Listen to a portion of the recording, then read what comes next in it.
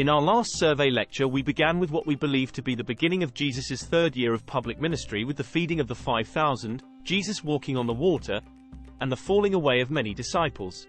In this survey lecture we will continue with the third year of Jesus' ministry as he heals the Syrophoenician woman, continues to heal many people, feeds the crowd of 4,000, and warns against the Pharisees and Sadducees. We will begin with our first event which we find in the accounts of Matthew and Mark, the healing of the Syrophoenician woman. This event occurs when Jesus departs and travels to the coasts and borders of Tyre and Sidon. Arriving, Jesus eventually enters a house and did not desire that other people would know about it, but he was not able to be hidden. A Greek woman from the Syrophoenician region had heard of Jesus and came to him falling at his feet, crying for mercy to the Lord, Son of David. The woman had a daughter who was possessed with a devil, and asked that Jesus would cast the devil out of her daughter. However, Jesus does not respond to the woman at first. The disciples then ask Jesus to send the woman away because she is crying after them. Jesus then declares that he was not sent to anyone except to the lost sheep of Israel, and that they must be filled first. The woman, coming up to Jesus, worships him and asks for Jesus to help. Jesus replying that it was not good to give the children's bread to dogs. The woman responds to Jesus by stating that even the dogs eat the children's crumbs from the master's table. Jesus responds by declaring she has great faith, to go her way and let it be done as she believed, that her daughter would be healed. Arriving back at home, she found her daughter healed and the devil cast out of her. Leaving that region, Jesus arrives near the Sea of Galilee and goes up a mountain to sit. However, the multitude of crowds came to him and brought those who were sick, lame, and blind, casting them at the feet of Jesus, and Jesus healing them. The people wondered in amazement as they saw the healings Jesus performed. How the mute would speak, the lame would walk, and the blind would see. And in response they glorified the God of Israel. During this time while he was in that region, the crowds also bring a man who is deaf and also had a speech impediment. The people asking Jesus to lay his hands upon him. Taking the man away from the crowd, Jesus places his fingers in the man's ears, and also spits and touches the man's tongue.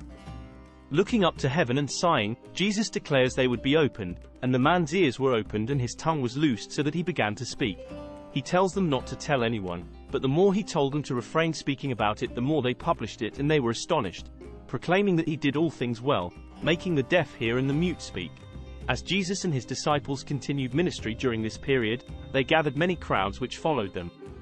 There comes a time, much like the feeding of the 5,000, where Jesus performs another similar miracle with a crowd of 4,000. Having a multitude following them, Jesus calls his disciples to him, expressing his compassion on the people because they had been with him for 3 days without food, and many had come from far distances. He did not want to send them away fasting and without food so as not to faint.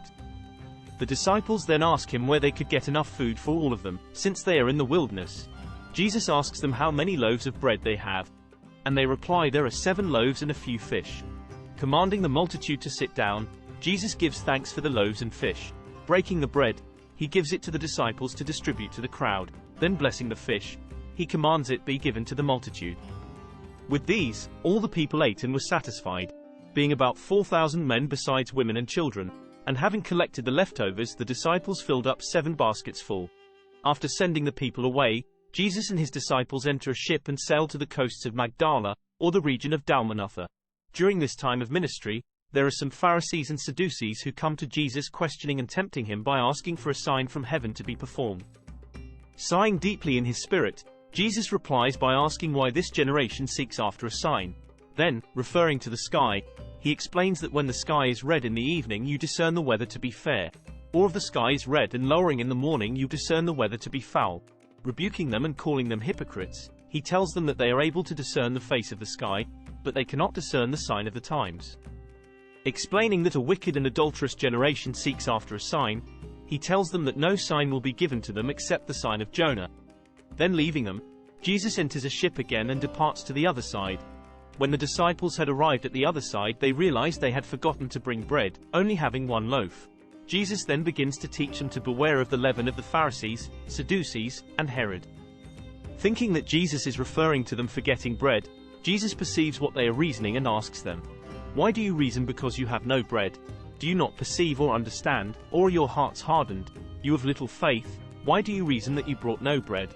He continues by asking them if they cannot remember the 5 loaves among the 5,000 and how they picked up leftovers, or the 4,007 loaves, in which they also picked up leftovers.